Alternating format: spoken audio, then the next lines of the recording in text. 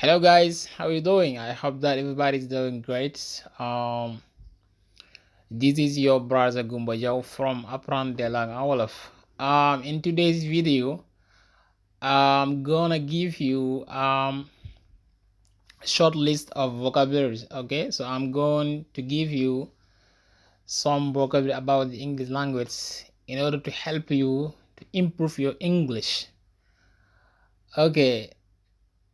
Gars yi ñu ngi leen nuyu baax waa di leen ziara ñaan yàlla kàddu yi fekk leen ci jàmm seen mbokk la Gumba Jaw de apprendre des langues en wolof ñëwaat ak yéen tey suñu bindu tey bi dañ leen indi rek ay baataan kon bokk ay baat ci nga xam si ñuy jàng anglais surtout les débutants bu defee loolu dina leen dimbale pour ñuy gën a mën a defar si nga xam mooy seen vocabulaire loolu dina leen dimbale pour ñu maanaam ñongal seen njàngum anglais. ok so tey incha allah ci lañ bëgg a ñëw ak yéen tey pour dimbale leen ci bu ko defee dinañ leen dimbale baax a baax. Okay guys, so if you are ready we can begin, but don't forget to subscribe, like and share our channels. Okay guys, so if you are ready we can begin. Okay, the first one that I have for you is fish. Fish nag moom mooy jën comme ni ngeen ko xamee maanaam moom mooy jën bu dee jën yu bëri tamit pluriel bi maanaam boobu dim ko dalika fish ngay wax fish. ok bi ci topp mooy snake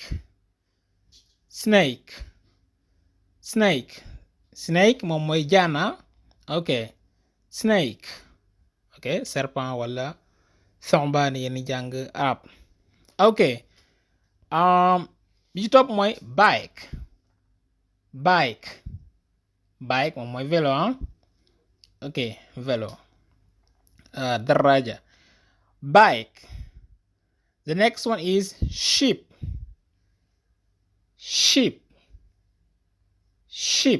moom mooy xaran wala ay xar.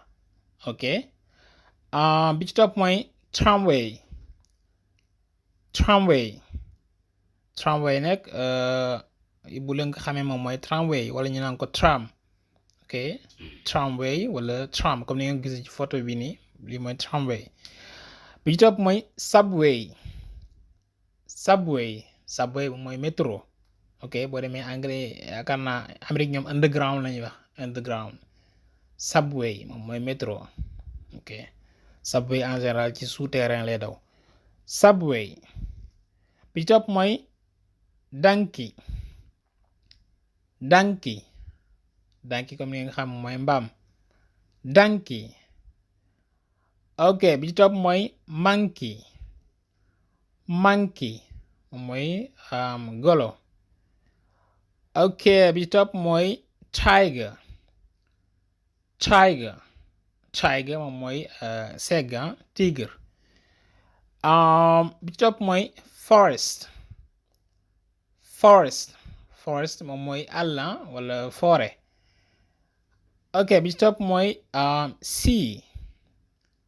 sea moom mooy géej.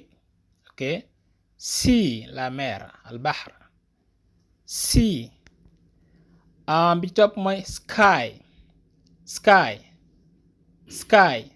moom mooy asamaan sky. bi ci topp mooy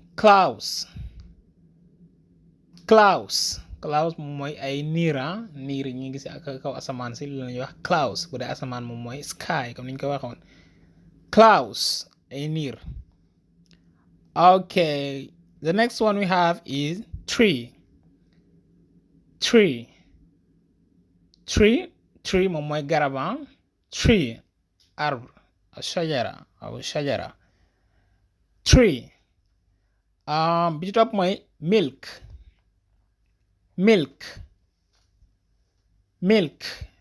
moom mooy meewa. bi ci topp mooy rice moom mooy ceeb rice naa sama mbokki ngeen yi ak fekkeen ñoom bëgg nañ ko quoi. ok rice moom mooy ceeb. bi ci topp mooy meat meat moom mooy yàpp wala ndawala ok rice and meat mooy ceebu yàpp wala ceebu ak yàpp rice meat bi ci topp mooy beef nag ci xeetu yàpp la moom mooy yàpp naga la ñuy wax beef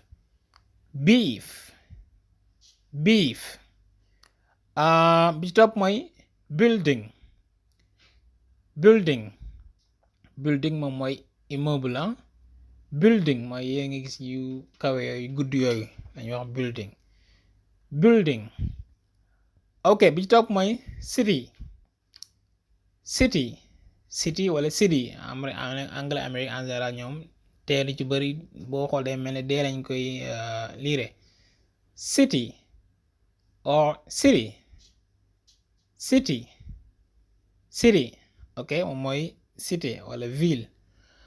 ok guys, so that's all for me today. am na yaakaar ne am na solo donc di wax gars yi ñu continuer di abonné seen chaîne bi de apprendre des langues en wolof ok partager leen vidéo yi like ok loolu dina dimbale pour ñu gën a mën a continuer. ok that's all for me today guys. Thank you all for watching and see you next time. Till then, take care. Goodbye.